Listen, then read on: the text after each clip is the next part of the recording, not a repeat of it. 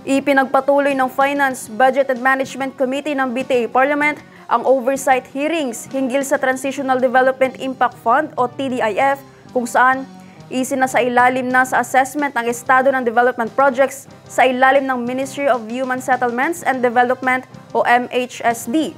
Ang detalye sa report. Ang pagdinig ay bahagi ng serye ng reviews sa TDIF projects na inilaan ng members of the Parliament. Simula buwan ng Hulyo sa pagitan ng Ministry of Agriculture, Fisheries and Agrarian Reform.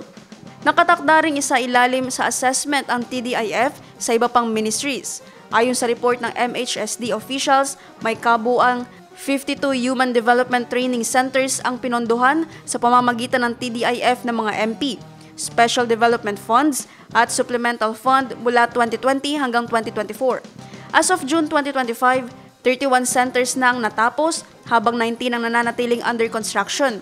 Kabilang sa mga proyekto ang covered courts at multipurpose training facilities kung saan 43 ng proyekto ay nasa mga probinsya sa rehiyon habang 9 na ang nasa labas ng BARM.